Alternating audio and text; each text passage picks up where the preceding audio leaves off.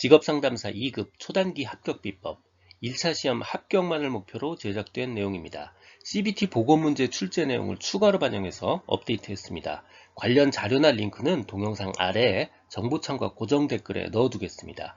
도움이 되셨다면 좋아요, 구독 부탁합니다. 직업정보 처리 순서입니다. 무려 6개 혹은 7개라서 통째로 그냥 다 외우려면 기억이 잘 안 납니다. 그래서 3개로 쪼갭니다. 첫 번째는 전반부는 정보를 수집하고 분석하고 가공합니다. 이게 전반부고요. 중반부는 체계화시키고요. 최종 후반부에는 정보를 제공하고 축적하고 평가합니다. 다시요. 수집, 분석, 가공하고요. 체계화시킨 다음에 제공, 축적, 평가합니다. 직업정보 자료 수집 방법입니다. 내용분석법, 면접법, 설문지법, 패널조사 같은 다양한 방법들이 있습니다. 먼저 내용분석법이요. 문서화된 자료들을 결국 수집하고 분석하는 거니까 장기간에 걸친 종단 연구 가능하고요. 역사 연구 가능하고요. 소급조사도 언제든지 가능합니다. 필요한 경우 언제든지 재조사 가능하다는 뜻이에요. 단 이미 문서로 확정됐으니까 정보 제공자의 반응성은 높을 수가 없죠. 정보 제공자의 반응성 높다? 이거 오답에 해당합니다.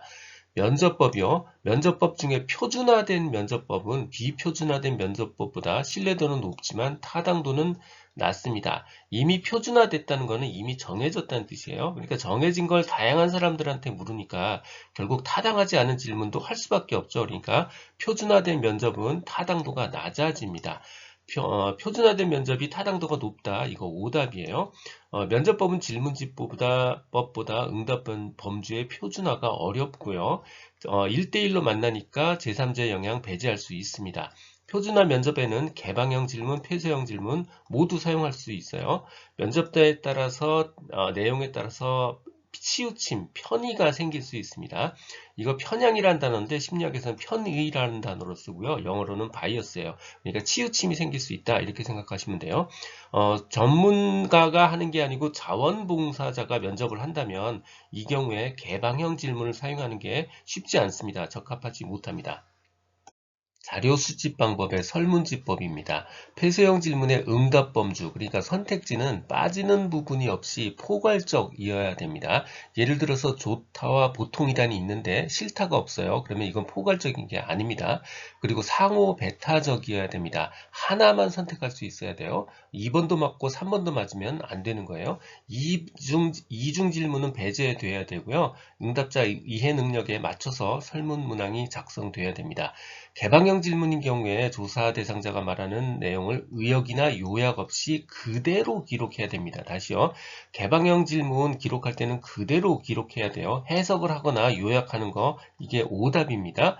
응답 기록 내용은 명확하고 완전하고 자세하고 그대로 기록이 돼야 됩니다. 질문 문항의 배치요. 이거 제일 시험에 많이 나옵니다. 응답자가 당황해하거나 거부하지 않도록 응답하기 쉬운 문항을 앞에 놓고요. 민감한 문항은 뒤에 놓습니다. 일반적인 거를 앞에 놓고요. 특수한 거를 뒤에다 놓습니다.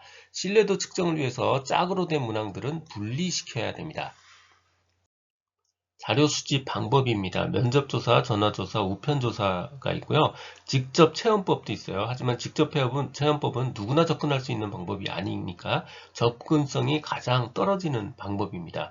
먼저 면접조사요. 당연히 비용이 1대1로 만나니까 비용이 제일 많이 들죠. 비용이 높고요. 대신 응답자료 정확성, 응답률이 다 높습니다. 비용이 많이 드니까 한 번 불렀을 때 면접 시간을 충분히 길게 가져가는 게 일반적인 방법입니다. 전화조사는 모든 항목에서 보통이고요. 우편조사는 응답자의 자료 정확성과 응답률이 낮습니다. 1차 자료, 2차 자료 있습니다. 1차 자료는요, 조사자가 직접 수집한 자료예요. 직접이란 단어가 흔히 많이 들어가요. 2차 자료는 기존에 분석되어 있고 가공된 자료입니다. 기존이란 단어가 많이 들어갑니다.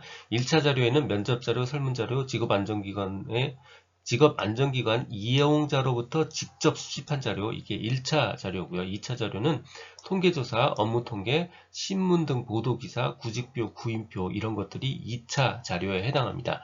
패널 조사요. 주민 중 일부를 사전에 조사 대상으로 선정하고 이게 패널을 선정하는 거예요. 이들을 대상으로 6개월 혹은 1년 단위로 고용 현황 등 직업 정보를 반복하여 수집하는 조사 방법, 이게 패널 조사에 해당합니다. 자료 수집 시 표본을 추출하는 방법에는 무작위 랜덤하게 표본을 추출하는 방법, 총화 표본 추출, 체계적, 그 다음에 군집 표본 추출 방법이 있습니다. 이거 네 가지는 실기 시험에도 나오니까 이번에 같이 기억해 두시는 것도 좋습니다.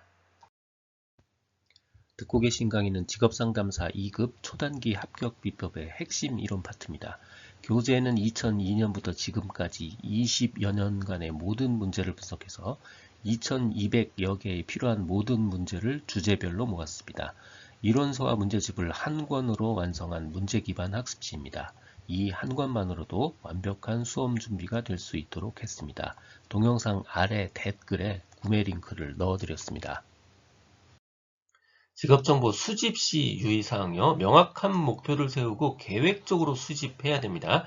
우연히 획득한 정보, 출처가 불분명한 정보, 특히 출처가 불분명한 정보, 이거 정보로서 가치가 없습니다. 오답에 해당하는 거예요. 자료는 시간에 따라서 가치가 변해요. 그러니까 필요 없는 자료는 폐기해야 되고요. 모든 자료를 보관해야 된다. 이거 오답이고요. 불필요한 자료도 보관해야 된다. 이것도 다 오답입니다. 수집된 정보를 할지라도 항상 유효하지 않아요. 지속적인 정보 보완이 필요합니다. 자료를 수집하면 그러니까 자료의 출처, 저자, 발행년도, 수입일자를 기입해야 됩니다. 직업정보 분석 시 유의사항요. 직업정보를 가공할 때는 일반인의 시각에 맞춰서 가공합니다. 하지만 분석할 때는 전문적 시각에서 분석돼야 돼요. 비전문적 시각에서 분석한다. 이거 당연한 오답입니다. 수집된 정보에 대해서는 목적에 맞도록 몇 번이고 분석하고요. 가장 최신의 객관적 이며 정확한 자료를 선정할 필요가 있습니다. 동일한 정보라도 다각적인 분석을 해요. 다각적인 분석을 해서 해석을 풍부하게 합니다. 다른 통계와 관련성 등 여러 측면을 고려합니다. 다각적 분석 그리고 여러 측면을 고려합니다. 한 가지 측면만 분석한다. 이것 오답이에요. 분석과 해석은 자료일의 생산일, 자료 표집 방법, 대상, 자료의 양 등을 검토해야 됩니다. 그리고 직업분석원 제공원을 제시해야 됩니다. 직업분석원 제공원을 알 필요가 없다, 생략한다. 이 모두 오답이에요. 숫자로 표현할 수 없는 것에도 중요한 거 많아요. 숫자로 표현할 수 없는 정보도 삭제하거나 배제하지 않습니다. 배제해야 된다, 삭제해야 된다. 다 오답이에요. 변화 동향에 유의해야 되고요. 정보의 가공 및 분석 목적을 명확히 할 필요가 있습니다. 직업정보 가공 시 유의사항이요. 직업정보를 가공한다는 건 일반 이용자가 전문적 지식 없어도 이용할 수 있도록 가공한다는 뜻입니다. 일반인의 이용자 수준에 맞는 언어로 당연히 가공해야 되고요. 전문적 용어를 사용해야 된다. 이게 오답이에요. 가장 최신의 자료 활용해야 되고요. 표준화된 정보 활용해야 됩니다. 객관성 없는 정보 활용하면 안 됩니다. 효율적 정보 제공을 위해서 시각적 효과 부과하는 게 좋아요. 시각적 효과를 부과하면 혼란이 발생한다. 그래서 삼가야 된다. 이게 오답에 해당합니다. 가급적 장점, 단점 모두 편견 없이 제공해야 됩니다. 긍정적 자료만 제공한다. 오답이고요. 정보를 제공하는 입장에서 출발해야 된다. 오답입니다. 받는 사람 입장이어야 돼요.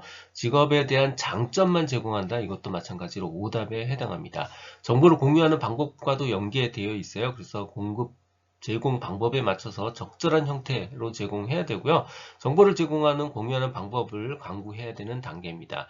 정보의 생명력을 측정하기 위해서 활용 방법을 선정하고요. 이용자에게 동기를 부여할 수 있도록 구상하는 게 중요합니다.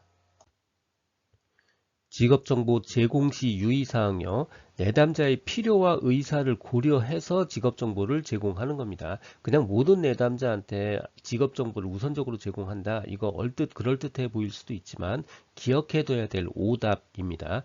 진로정보 제공한 후에 피드백 상담에 고려합니다. 이게 당연한 얘기겠죠. 피드백 고려하지 않는다. 오답이고요. 내담자의 개인 환경 고려하고요. 흥미 적성에 부합하는 정보를 제공하는 게 상식입니다. 뭐 문화 이런 거 다 무시하고 표준화된 정보를 일방적으로 제공한다. 이거 오답입니다. 그 외에도 직업 상담사는 다양한 직업 정보를 제공하기 위해서 지속적으로 노력해야 됩니다. 직업정보의 처리 단계요. 직업정보는 가운데 체계화가 있습니다. 체계화를 기준으로 전반부가 있고 후반부가 있다. 이렇게 하면 기억이 훨씬 쉽습니다. 직업정보를 수집하고 분석하고 가공해서요. 가운데 중반부인 체계화까지 만듭니다. 그래서 체계화된 정보를 제공, 축적, 평가한다. 이렇게 기억하면 내용이 훨씬 쉽습니다. 다시요.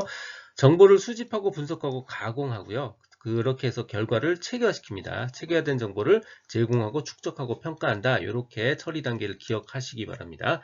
직업 정보 관리 부분이요. 구직 시에 내가 구직하고 싶을 때는 경력 등은 제공해야 합니다. 개인정보 보호 때문에 경력 제공하지 않는 게 좋다. 오답이에요. 개인정보 보호돼야 되기 때문에 경력 등의 정보 제한적으로 제공하는 게 좋다. 이것도 오답입니다. 구직할 때 내 경력을 제공하지 않으면 구직자 손해예요. 구직 시에는 경력 제공되어야 마땅한 겁니다. 나머지도 한번 쭉 읽어보시면 다 굉장히 당연한 이야기들이에요. 직업정보 범위에는 개인에 대한 정보, 직업에 대한 정보, 그리고 미래에 대한 정보로 구성되어 있다. 대표적 직업정보원이요. 정부 부처가 있고요. 그 밖에 정부 투자 출연기관, 단체 및 협회, 연구소, 기업과 개인 같은 것들이 있고요. 직업정보 가공 시에는 전문적 지식 없이도 이해할 수 있도록 가급적 평이한 언어로 제공되어야 되죠. 당연한 얘기입니다. 직무의 장단점을 편견 없이 제공해야 됩니다. 직업정보의 일반적 평가 기준입니다. 언제 누가 어떤 목적으로 만들었는가 이게 일반적 평가 기준이에요. 얼마나 비싼가 이건 일반적 평가 기준이 될 수 없습니다. 앤드루스가 말한 효용 관점의 직업정보 평가요. 장소 효용이요. 얼마나 접근성이 좋은가 라는 거고요. 형태 효용은 원하는 사람 즉 의사결정자가 원하는 형태인가 라는 거고요. 시간 효용은 필요할 때 제공되고 있는가라는 거고요. 소유 효용은 나만 갖고 있을 수 있는가라는 겁니다. 통제 효용은 해당하지 않는 이야기입니다. 자, 다시 통제 효용은 해당되지 않습니다. 이 내용은 블로그와 전자책에 동일하게 그대로 있습니다. 도움이 되셨다면 좋아요, 구독 부탁드립니다. 지금까지 라디캠지기 꾸벅이 박종규였습니다. 감사합니다.